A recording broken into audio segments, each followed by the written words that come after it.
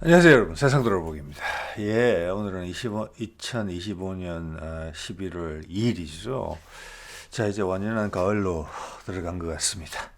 자, 어제 이번 에이펙 트럼프와의 정상회담을 통해서 핵 추진 잠수함 우리가 이제 본격적으로 추진하게 됐고, 그 준비 상황이 우리는 이미 많이 준비를 해왔었다, 이런 내용을 말씀드렸어요. 그런데 이제 우리가 여기서 하나 간과해서는 안 될 부분이, 지금부터 한 10일 전에는 미국의 로키드 마티니, 그게 미국 정부이든 로키드 마티니든 우리 이지스 시스템의 업그레이드를 거부했다. 일본은 되는데 우리는 안 된다. 그 업그레이드는 뭐냐면은 각각의 다른 이지스 함들끼리 서로의 정보를 교류하는 거. 그래서 상대방 배가 찾은 정보도 마치 내가 찾은 것처럼 내 레이더에 딱 뜨는 그런 네트워크 전장용 업그레이드였거든요. 그걸 거부했다. 그럼 이게 이 모순이 뭐냐? 핵 추진 잠수하면 되고 이지스 시스템 업그레이드는 안 된다. 이걸 설명할 수 있어야 되잖아요. 이거죠. 자, 그거 설명을 한번 시도해 보려고 합니다. 그래서 여러 가지 시나리오가 있겠지만, 국내 언론이나 또 국방 관련 다루는 여러 채널에서 이런 부분을 다루지 않을 거라고 제가 보기 때문에 말씀을 드리는 겁니다. 이게 왜냐면 중요한 시사점이 있거든요. 예. 다루지 않을 때는 이런 문제가 있어요. 첫 번째는 내가 감히 손을 못 댈 주제다, 이런 부분이 있고, 예민한 이슈다. 두 번째는 난 잘 모르겠다, 이런 게 있거든요. 그러면 제가 좀 전에 제기했던 부분, 이 점에 대해서 좀 들어가다 보면은, 이지스 시스템은 현재 로키드 마틴이 제작을 하고 있어요. 하고 있고, 향후 이제 나올 추가의 그 알레이버크 구축함이나 향후 나오게 될 차세대 구축함에도 이지스 시스템을 쓸 가능성이 높겠죠. 아닐 수도 있어요. 왜냐하면 스파이 1D 레이더 같은 경우도 로키드 마틴이었는데, 지금 차세대 함정 스파이 6 레이더로 지금 완전히 A사 레이더로 바뀌었죠. 예, 그거는 레이션 레이더거든요. 그래서 이 시스템도 바뀔 수 있어요. 자, 그래서 이것이 저는 미국 정부의 결정은 아니다. 방산 기업의 위주의 결정이 아닌가. 그리고 그것을 옹호하는 어떤 군산복합체의 한 부분으로서 해군에 밀어주는 거 아니냐. 밀고 땡기는 관계니까. 트럼프의 뜻이 아니다. 저는 이렇게 봐져요. 예. 미국이 이제 망조가 들어가는 이제 부분이라고 보이고, 또 로키드 마틴 입장에서는 트럼프가 많은 배를 한국에 맡기겠다라고 한 부분이고, 한화 오션이 미국의 전통적으로 유명한 군함을 건조하는 시설인 힐리 조선소를 샀다. 그러면은 만에 하나 지금 이 기술을 넘겼을 때 한국이 미국의 군함의 건설, 수많은 건조를 있어서 수많은 배를 건조할 거잖아요. 수십조를 훨씬 넘어가는, 백조 단위대를 넘어갈 수 있어요. 제가 보기에는. 훨씬. 지금 캐나다 잠수함만 하더라도 수십조 이야기 나오죠. 5, 60조. 그런데 미국 군함을 생산한다고 생각해 보세요. 몽땅. 예, 100조, 200조까지 갈 수 있어요. 자, 거기에 들어갈 그 가격의 3분의 1이 뭐냐면, 각 함정의 군함의 구축함의 3분의 1의 가격이 전투체계하고 레이더입니다. 이제 로키드 마틴은 당연히 미국이 건조할 힘은 없죠, 배를. 그런데 그 전투체계하고 레이더만큼은 자기들이 갖고 싶다. 즉, 배 부가가치의 3분의 1을, 가격의 3분의 1을 거기서 잡고 싶다. 그리고 아마 부가가치는 더 높을 거예요. 함정을 건조하는 부분이나 무기체계보다는. 함정 3분의 1. 무기체계 3분의 1, 그 다음 레이더와 전투체계 3분의 1이거든요. 그래서 경계하는 부분이 들어가 있다. 그래서 이것은 잘못된 결정일 수도 있다, 이런 생각이 들어요. 이것은 100m 출발선에서 이제 땡 하고 종이 울린 거랑 마찬가지예요. 우리는 국산 체계를 적용시키고 KDDX가 곧 나올 거예요. A사 레이더 기반의 국산 전투체계고 네트워크 전장 기능이 당연히 있을 거예요. 자, 그거랑 미국의 레이션 시스템, 죄송합니다. 로키드 마틴의 이지스 시스템에 경쟁을 하는 거예요. 자, 이제 현재 레이션의 스파이 6 레이더가 결정이 됐기 때문에 이 통합은 상당히 어려운 부분이에요. 미국 방산 기업에 있어서. 최대한 신속하게 발생하지 않을 거예요. 아마. 자, 그러면은 진정 미국이 원가 절감을 원한다면 한국의 배를 건조를 할 때 전투 체계와 레이더까지 미국 무기의 호환성을 당연히 주면서 훨씬 저렴한 가격에 좋은 성능을 제공한다 그러면은 뺏길 수 있다는 거예요. 예, 로키드 마틴이. 자, 그래서 이번에 거부했다고 보는 거예요. 네, 자, 이런 류의 말씀을 좀 드려보려고 합니다. 이미 결론은 제가 좀 많이 말씀을 드렸네요. 자, 어제 다룬 내용이죠. 핵추진 잠수함을 보유한다. 준비가 많이 돼 있다. 근데 이거는 핵추진 잠수함은 되는데 구축함의 전투체계 업그레이드는 업그레이드, 그것도 파는 것도 아니고 업그레이드는 안 된다. 일본은 해주면서. 그러면 다른 유럽의 동맹국도 해줄 가능성이 커요. 예, 그래서 그 이유에 대해서 좀 제가 말씀을 드린 바고 이 내용이죠. 10월 20일 날 나왔네요. 미국 이지스함 협동 교전 능력 도입 요청 거절 업그레이드판이란 말이에요. 돈 주고 사겠다는데 안 팔겠다는 거잖아요. 자, 여기에 해당하는 함정이 우리는 6척이 될 것 같아요. 세종급 3척. 이지스함을 가진 게 이지스 전투 체계를 가진 함정이 6척이 될 것 같거든요. 세종급 3척. 정조급은 한 척이 지금 인도되고 두 번째 함이 정약용함인가요? 예. 진수했죠. 세 번째 건 건조하고 있다는 겁니다. 좀 1, 2년 안에 나올 거예요. 그 6척이에요. 자, 덩치로 보면은 1만 톤이 다 넘어요. 만재 배수량이. 그래서 우리 이제 지난 수십 년간 언론에 의해서 왜곡된 이제 결과물로 그냥 이지스 체계 이러면은 전투 체계로 대명사로 쓰이고 있고, 자, 그 스파이 레이더는 비록 폐사임에도 불구하고 최고의 레이더 체계로 평가를 받고 있어요. 자, 그 두 개가 다 우리 한국 조선소에서 도전을 받고 있죠. 우리는 A사 레이더를 이미 한국형 호위함 충남급부터 쓰고 있고, 그것도 통합 마스터로. 자, KDDX에 가면 통합 마스터를 완전히 완성을 해서 X밴드와 S밴드 두 개를 가지고서 동시 대응 능력을 극단으로 끌어올리게 됩니다. 당연히 양쪽 다 중량급이든 우리 KDDX든 완전히 A사 레이더 방식입니다. 예. 자, A사 레이더 방식은 훨씬 더 많은 데이터를 처리할 수 있기 때문에 더 많은 적을 동시에 추적하고 동시에 공격할 수 있기 때문에 전투 체계 자체가 수준이 더 높아져야 돼요. 근데 이지스함들은 그렇지 않아요. 그래서 이지스함은 우리 갖고 있는 세종급, 정조급은 다 폐사 방식입니다. 미국도 지금 새로 이제 스파이6 레이더가 나오고 있지만 채용하고 있는 함정의 숫자는 많지 않아요. 예. 자, 그렇기 때문에 이제 하드웨어가 더 많은 걸 가능하게 해줬기 때문에 소프트웨어가 그걸 따라가 줘야 돼요. 예. 그래서 기본적으로 지금 세종급이나 정조급에 들어가는 이지스 시스템은 우리 국산 시스템보다 수준이 떨어집니다. 왜냐? 그들의 하드웨어는 스파이 1D 레이더가 폐사 방식이기 때문에 동시 대응 능력이 그만큼 필요 없어요. 자, 그러면은 배 덩치로 보면 세종과 정조급이 1등이에요. 그냥 소위 말하는 플래그십이거든요. 그럼 당연히 숫자도 제일 많아요. 6척이나 되기 때문에. 네, 그러면 당연히 기동함대에 주력함들이 되겠구나 라고 판단할 수 있지만 이 협동 교전 능력의 도입을 거부함으로써 그리고 우리는 알았다, 괜찮다, 다른 함정들은 가능해지니까 이렇게 대꾸를 했거든요. 그건 뭐냐, 기동함대의 주력함은 세종급과 정조급이 아니라는 겁니다. 한동안은, 앞으로도 아닐 거예요. 그것은 KDDX의 차지입니다. 그리고 세종급, 정조급이 업그레이드를 할 시기가 도래하면은 국산 레이더와 국산 전투체계로 다 바꾸게 될 거예요. 네. 그래도 이 두 급은 그건 안 돼요. 주력함은. 왜냐? 추진 방식이 과거 방식이거든요. 세종급 같은 경우는 가스터빈으로 가죠.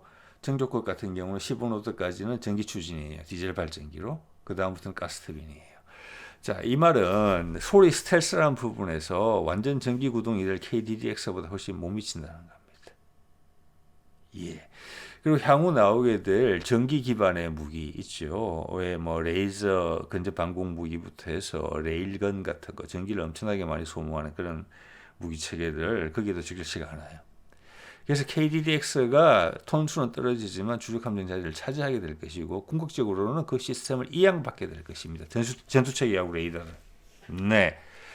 자, 그래서 이런 것들이 이제 기성의 선입견을 좀 깨트리는 부분이죠. 이 모순이 이런 불협화음이 발생할 때 진실이 드러나요.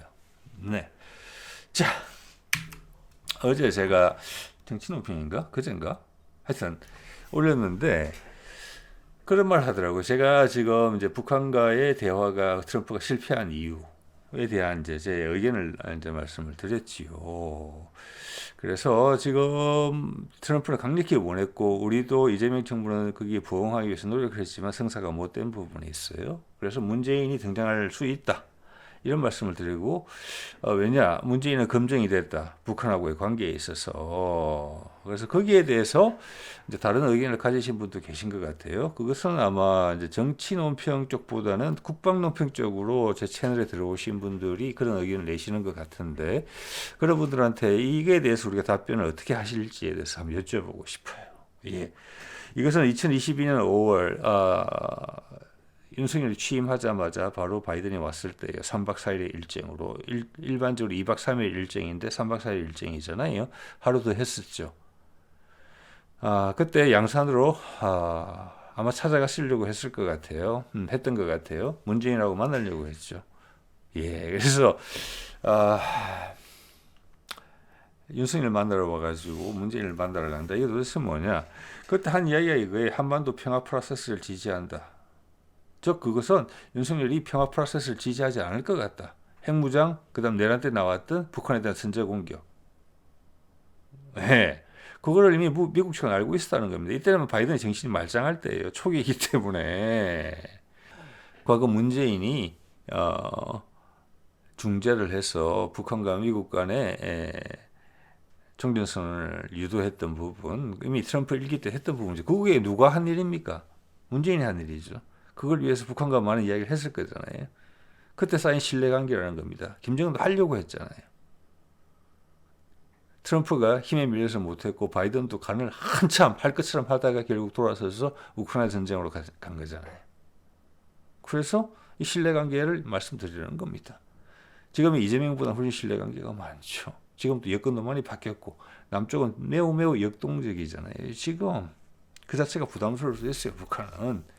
자, 그래서 이번에 트럼프가 많은 것을 기대하고 온 것은 김정은과의 미팅이었을 겁니다. 이번에 100% 결정을 할 건 아니었지만 징검다리로서 많은 기대를 하고 왔을 거고 그것을 트럼프한테 우리가 잘 설명하기 위해서 많은 노력을 기울였을 것이라고 봅니다. 이제 좀 더 진지하게 북한과 다른 방식으로 접근하게 될 것이라고 보거든요. 그래서 그때 이런 이야기를 했거든요. 이남뉴스에서 보도한 거죠. 문 대통령에게 좋은 친구 10분간을 통화를 했다. 문재인이 그때 철조망에 DMZ에 있는 철조망을 걷어와서 그걸로 만든 십자가를 선물했다. 한반도 평화를 기원한다. 보면은 이 당연히 알고 있었죠. 근데 보도를 하지 않았던 것이죠. 왜 바이든이 일정이 다른 미국 대통령들의 방한 일정보다 하루 더 길었으며 그게 양산에서 문재인을 만나기 위함이었다라는 것을 언론들이 알고 있었다는 겁니다. 말을 안 했죠. 왜? 기존에 지금 싱싱하게 들어선 윤석열 정부랑 배치되기 때문에. 그래서 왜 바이든 여기를 선택했을까? 자, 바이든의 다음 카드는 이때 가을에 또 시도합니다. 북한하고 이야기할 거라고. 그러다가 노드스트림 폭포로 또 돌아섰죠. 그때부터는 제정신이 아니었던 거죠, 바이든이. 자, 그렇기 때문에 그 카드를 열어놓기 위해서, 북한과의 카드를 열어놓기 위해서 문재인을 접촉하는 거거든요. 즉, 문재인과 접촉하면 북한과의 관계를 되돌릴 수 있다는 뜻입니다. 예. 그러니까 문재인 이야기하는 거죠. 북한과의 관계에 있어서 한국이 중간자적 역할을 했다. 는 것이 분명해요. 미국이 바로 북한과 연결해서 문재인한테 이렇게 신세질 일이 없지요. 자, 지금은 그 역할을 이재명이 하고 있단 말이에요. 잘 안 됐어요. 이번만큼은. 네. 자, 그래서 그런 말씀을 드린 거고. 자, 오늘 주제로 돌아가 볼게요. 이거 제가 위키피디아에서 가져온 사진인데, 이게 지금 1980년이에요. 1980년인데, 그때 스파이 1D 레이더를 이제 개발하고 있었어요. 이지스 시스템하고. 그 실험함으로써 USS 노튼이라는 배를 활용하고 있었는데, 딱 배 선형만 봐도 아시겠죠? 2차 세계대전 때 미 함정이랑 비슷하게 생겼잖아요. 위에 마스터 부분에 보면은 스파이 1D 레이더, 스파이 레이더가 2개 정도가 좌우로 장착된 게 보입니다. 자, 여러분 1980년대 이런 걸 했다는 것은 대단한 것입니다. 이때 폐사 방식의 레이더였고 미국은 당시 최고로 앞서가고 있었습니다. 기술적으로.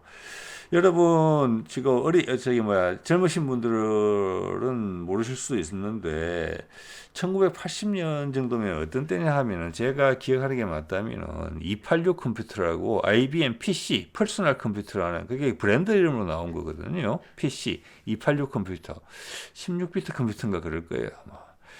그게 처음으로 나왔던 시기가 1980년 정도예요.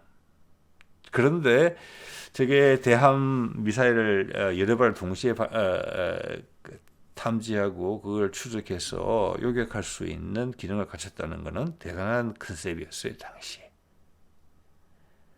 컴퓨터도 그 수준이었는데, 286 수준이었는데. 자, 근데 지금도 과연 스파이 레이더와 이지스 시스템이 그 당시에 지위를 갖고 있느냐? 80년이니까 지금 45년 지났잖아요. 지금은 아니다라는 거죠. 네. 자, 볼게요. 자, 이 기사가 미국이 이제 업그레이드 안 한다 하는 게 이것을 우리 쪽에서 일부러 맞춰서 냈다고 생각을 해요. 그때 왜냐하면은 뭐 우연의 일치일 수도 있는데 이게 아마 아덱스 개막식에서 한 이야기 같은 날 나온 거예요. 거의 아덱스 개막식 갔다가 나와서 무슨 토론회 같은 걸 했단 말이에요. 그래서 국방기술 주권 확보라는 이야기를 딱 했어요. 그러면서 그날 오후나 한두 시간 있다가 미국이 이지스 시스템 업그레이드 안 판다. 같이 나온 거예요. 그것을 상징으로 활용했어요. 이지스 시스템 업그레이드 안 한다. 이것은 안 다뤄도 국민들이 몰라요. 국민들 실생활에 아무 지장이 없어요. 언론한테 이야기 안 해도 돼요. 제가 봐서 그런 거는 군에서 알리지 않으면 언론이 알기 어려운 부분이거든요. 예, 그렇다고 뭐 제보를 할 만큼 예민한 이슈도 아니에요. 제가 보건대는. 그래서 이것은 일부러 깠다. 그 기사를. 이 뒤에는 왜 군의 입장이 같이 따라 나왔거든요. 다른 함정들이 우리는 네트워크 전장을 기능을 가지게 될 것이기 때문에 또는 갖고 있기 때문에 크게 상관없다. 그 말은 뭐냐? 6척 건조하는데 정조급, 세종급 6척 건조하는데 6조에서 7조 정도 드는 거거든요. 그래서 제가 한 말이 저는 우연히 이제 맞아떨어지는 거예요. 정조급부터는 업그레이드를 감안한 디자인을 했다.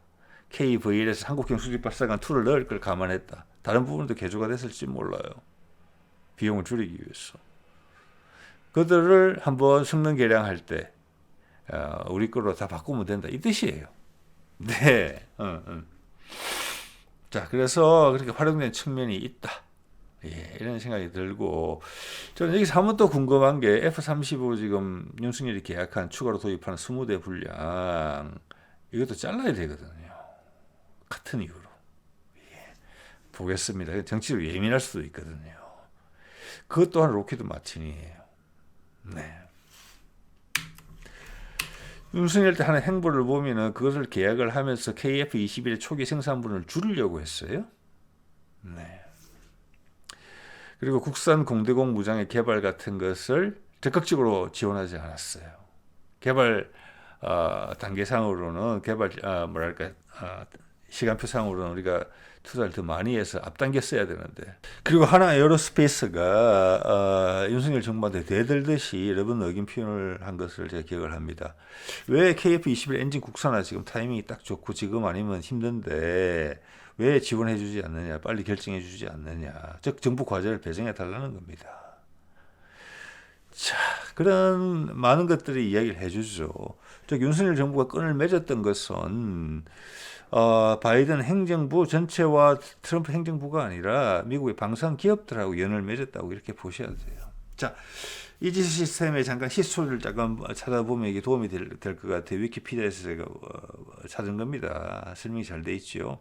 이거 보면 처음에 RCA가 개발했고 지금은 이제 로키드 마틴이 한다고 되어 있어요. RCA만 여러분 혹시 아시는 분 계실지 모르겠는데 옛날에 미국 TV 있었습니다. 소니 이전에.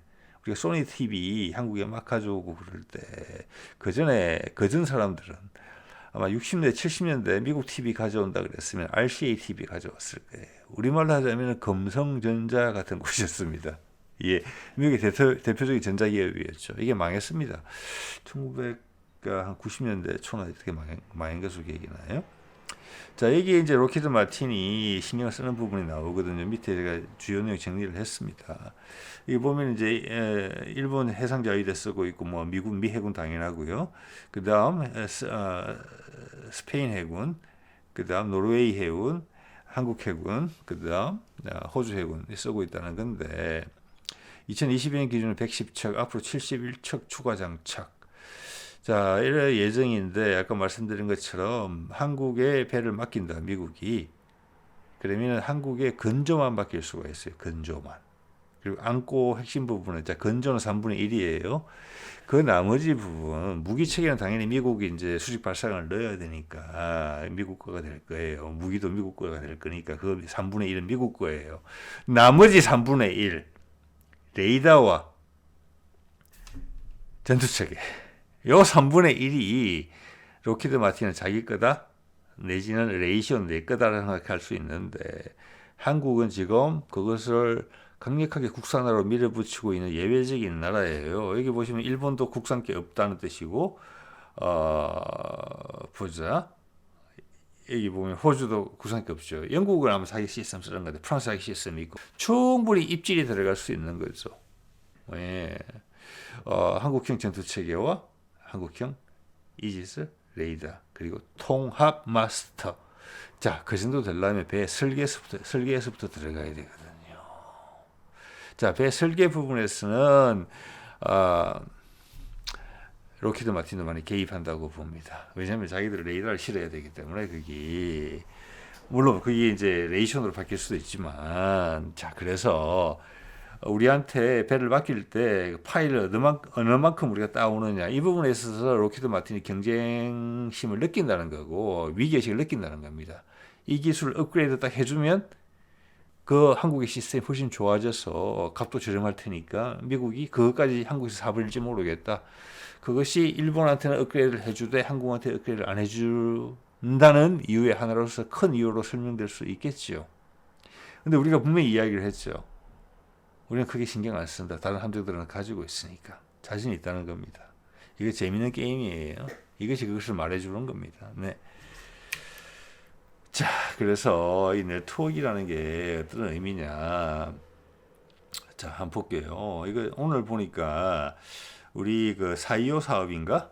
아마 중고도 내지는 고고도 정찰 위성 올리면 되게 촘촘하게 보는데 아직 실시간 정도는 아닌 것 같은데 상당히 훌륭한 수준인 것 같습니다. 정찰 위성 5개를 올리는 사업인데 이번에 마지막 정찰 위성이 올라갔다는 겁니다. 내일인가 모레인가 뭐 오늘 올라갔을 수도 있어요. 자, 이걸 설명하는 과정에서 이런 그림이 나오죠.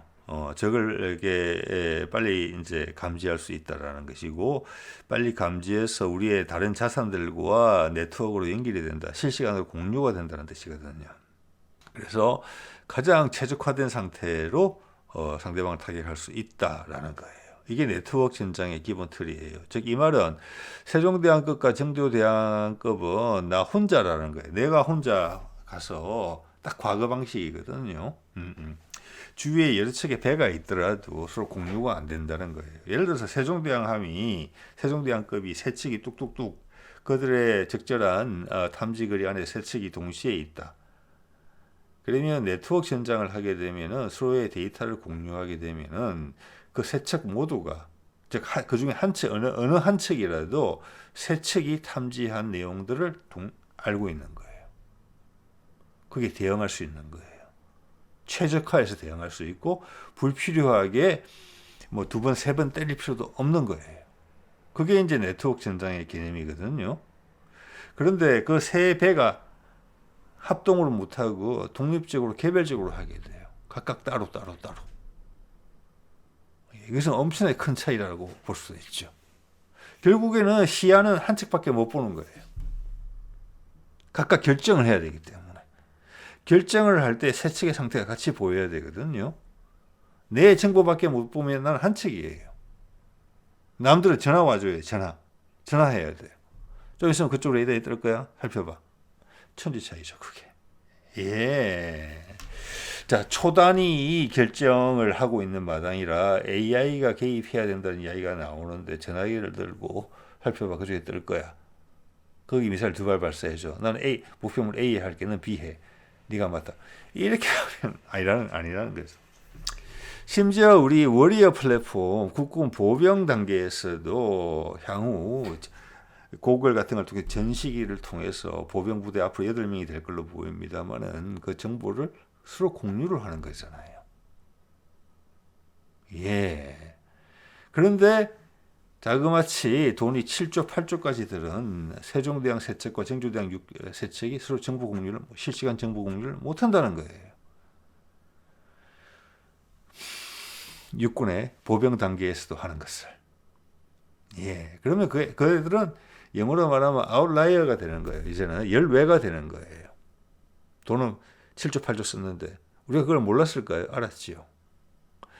그래서 이 이지스함 6척 구비하는 이 부분에 있어서 약간 검은머리 외국인들의 농단이 있지 않았을까라고 제가 조심스럽게 생각한다는 것입니다. 왜? 전체 해군이 전력을 구축해 가는 방향과 또는 우리 전체 군이 전력을 구축해 가는 방향과 맞지 않아요. KF-21에 같이 하는 스텔스 동반 무인기들 있죠. 지금 테스트 중이잖아요. 이제 하늘 날아갈 거예요. 날아갔을지도 몰라요. 이미. 자, 그런 것은 10년, 20년 걸리는 것입니다. 그런데 지금 이지스 정조함과 정조급과 세종급의 이야기는 뭐냐면은 KF-21이 있고 편대 무인기, 스텔스 무인기 6대가 같이 떠요. 4대에서 6대가. 각각의 레이더를 장착하는 부분, 기종도 있을 거예요. 그래서 전체 레이더 탐지 능력을 넓히는 거예요. 그러면 기존 KF-21의 레이더 탐지 능력도 A사 레이더로서 세계 최고 수준인데 그 앞에 같은 또는 성능이 약간 떨어지는 A사 레이더를 장착한 무인 편대기가 그 앞에 서 있다. 그 정보를 KF-21과 공유하게 되면은 KF-21의 탐지 거리가 훨씬 넓어진다. 는 이야기잖아요. 그게 네트워크 전장이거든요. 그래서 저쪽에서는 나랑 탐지기가 똑같은 비행기가 오더라도 무인기의 도움을 못 받는다면 우리가 훨씬 더 앞서서 발견할 수 있다. 그러면 먼저 격추할 수 있죠. 자, 이런 것이 하늘에서의 무인기를 쓰는 KF-21 6세대의 네트워크 전장의 형태인데 지금 정조급이나 세종급이 하는 것은 무인기가 앞에 있으나 그 무인기의 정보는 KF-21에 전달되지 않는다. 이거랑 같은 이야기예요. 말이 안 되잖아요, 근데 그게. 예. 자, 그래서 만약 금호머리 외국인이 어떤 한미 관계의 정치적 어려울 때 우리가 한미 간의 그 쟁점을 돌파하는 경우에 특히 한국이 정치적으로 위축되어 있어서 미국의 말을 존중해야 되는 경우에 거기에 대한 어떤 뭐라고 할까 현실 인식의 대가로서 미국 무기를 구입해 주는 경우가 종종 있단 말이에요. 과거 사례를 봤을 때. 자, 그 산물이 아닌가라는 생각을 감히 하게 되고 이거 볼까요? 중앙일보에서는 기사가 났던데 그러면 이제 KDDX 이게 KDDX 사진이거든요. 자, 조만간 이제 결정이 될 텐데 지난번에 이재명이 경고를 한 게 방사능 쪽에서의 대기업들의 어떤 뭐랄까 지나친 주도권 이런 것은 강력히 경고한다 이런 말을 했어요. 그래서 이것도 이제 조만간 결정이 될 것이라고 봅니다. 자, 기본 설계는 지금 현대에서 나온 설계예요. 그래서 우선권은 일단 현대가 가지고 있다고 봅니다. 저기 들어가는 통합 마스터는 한화에서 한 거죠. 네, 그렇게 되어 있는 것인데, 자, 약 8조를 들어서 6,000톤급 이지스함 6척을 견조하는데 하는 대규모 국책 사업인데 이 중앙일보 제가 빨간 동그라미 치는 부분 한번 보세요.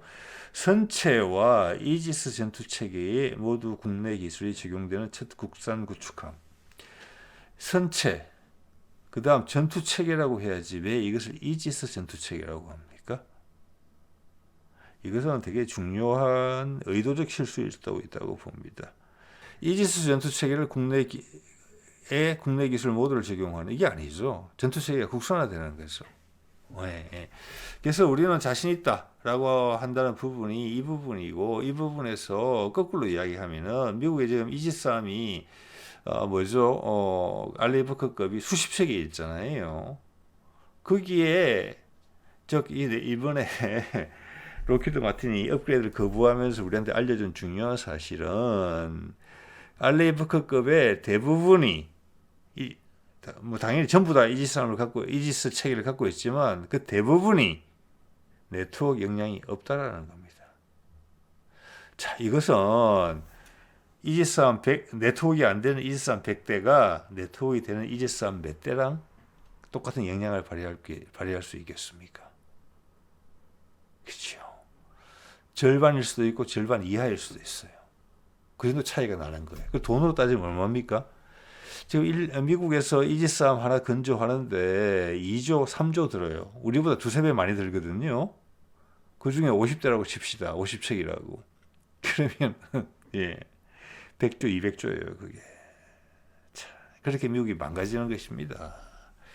자, 그래서 어쨌거나 이번 오늘 결론을 볼 때는 이제 KDDX 곧 생산 들어갈 것이고 건조 들어갈 것이고, 제가 보기에는 뭐 2030년 전에 몇 척은 나올 거라고 봅니다. 일단 결정되면은 그간 지금 밀렸기 때문에 1년에 한 척 이상 뽑을 거예요. 지금 정조급 같은 경우도 1년에 한 척 뽑잖아요.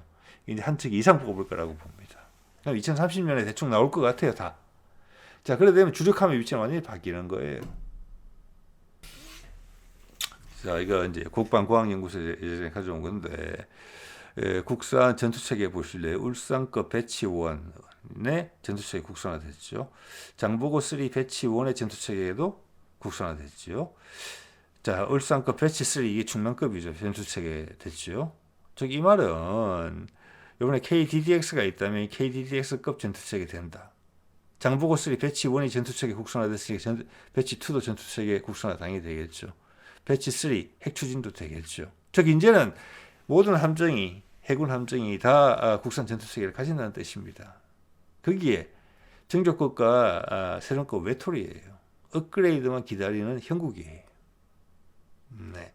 그리고 우리도 갑작스럽게 뭐 미국의 이지스 시스템에 도전한다 이런 게 아니에요. 이거 보십시오. 벌써 울산급 배치1이 나온 게 언제입니까? 이거 10년, 20년 동안 우리 해온 거예요, 이거.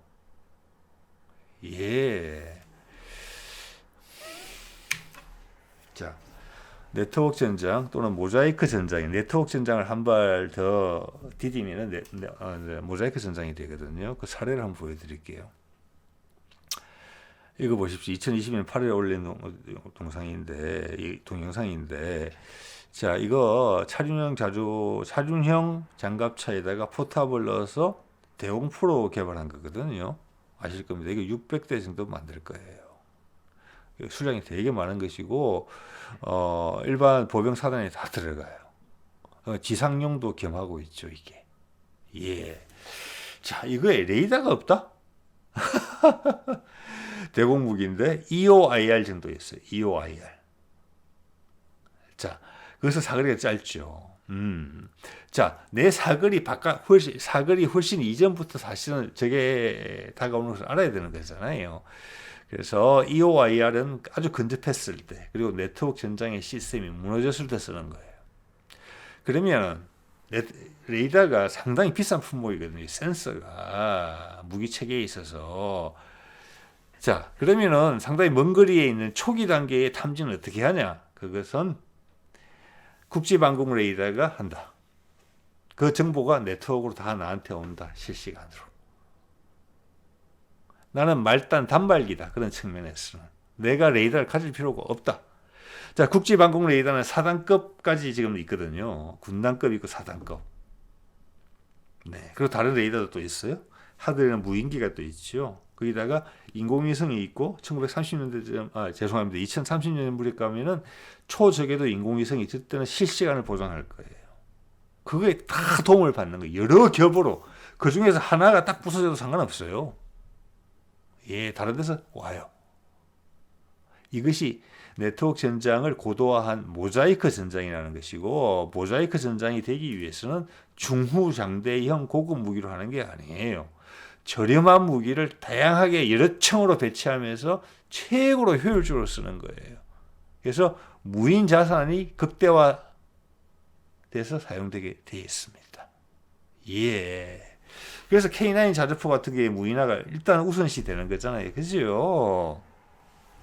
자, 이것이 방공 C2A라고 2025년에 예정된 거라고 되어 있는데, 이것 또한 다른 측면에서 보여주는 거예요. 아까 제가 워리어 플랫폼, 보병 분대 차원에서 된다고 말씀드렸잖아요. 여기 보십시오. 뭐, 저게도 인공위성이 있고, 거기다가, 저고도 탐지 레이더, 국지 방공 레이더, 또 뭐, 장거리 방공 레이더부터 다 있죠. 그 레이더만 해도 여러 개예요.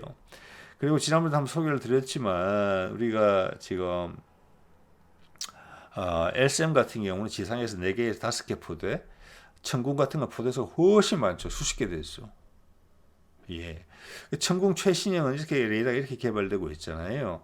예를 들어서 LSM 레이더가 파괴됐을 때, 천궁 레이더가 LSM의 미사일을 유도해 줄 수 있다. 역으로 해준다는 거예요. 똑같은 거예요. 지금 KDDX만이 그 능력을 갖고 있다 그러면 우리 함대에서 상대방이 우리를 노릴 때 KDDX를 먼저 노릴 거예요. 그렇지만 우리는 괜찮다. KDDX에서 하나 끊어지더라도 호위함 레이더로도 가능하다. 네, 이런 중첩적인 부분이 생기는 거거든요. 네트워크 전장의 고도화라는 말씀을 드렸어요. 자, 이 모든 것이 네트워크로 연결되어 있죠. 그래서 사람으로 다 하는 것보다는 기술의 발전에 의해서 로봇이나 AI나 무인 체계로 했을 때는 훨씬 저렴하게 이것을 구현할 수 있다. 여기에서 세종급과 증조급이 외톨이다. 상관없다. 이런 이야기입니다. 자, 이것이 이제 모자이크 전장이라는 것을 국방과학연구에서 설명한 겁니다. 여기 보면은 전장에서 아군의 분산을 통해서 생존성을 극대화하고 적에게 치명적 효과를 안겨주는 모자이크 전장이다. 즉 이것은 공격도 그렇고 수비도 그렇고 여러 겹으로 한다는 겁니다. 빈틈이 안 생긴다는 겁니다. 딱 저거 하나 없애버리면은 전체가 무방비 상태로 되는 이런 것이 없어진다는 겁니다. 자, 이런 건 이런 거예요. 방공도 보면은 통제소가 있을 거잖아요, 중앙에. 그러면 적이 공격하고자 한다면 탄도탄 같은 거 가지고 통제소를 뭉개뜨리면 되잖아요. 자, 그게 과거의 방식이에요. 모든 정보가 한 군데 모여 있으니까. 그게 양의 세상이죠. 근데 음의 세상인 것은 무기에도 반영이 되는 거예요. 이렇게. 통제소 없으면 좀 불편하겠지만 LCM이 통제한다. 그 중에 LCM이 무너지면은 천궁2가 그것을 활용해서 LCM 발사를 도와준다. 자, 그래서 이 모자이크 전장이라는 것은 네트워크 전장의 효율을 최대 극대화시킨 것입니다. 그래서 더 이상 중후장대형 무기 체계를 하나 가지고 나머지를 다 해결한다. 그 대표적인 게 뭐 이스라엘 한 척이 있으면은 다 해결한다. 이런 거죠. 그렇지만 지금 이야기로 봐서는 이런 거죠. 호위 네트워크가 되는 모자이크 전장을 할 수 있는 호위함 여러 척이 있는 것이 훨씬 낫다.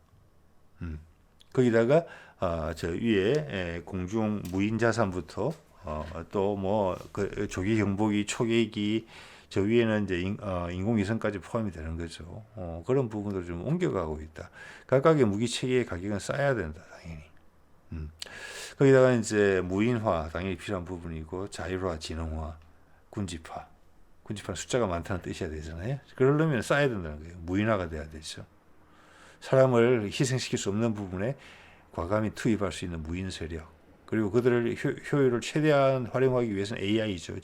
자율화, 지능화는 AI를 의미하는 것이잖아요. 이것이 한국형 모자이크 전장 이런 생각을 이미 하고 있고 해양에서도 당연히 이렇게 해야 된다.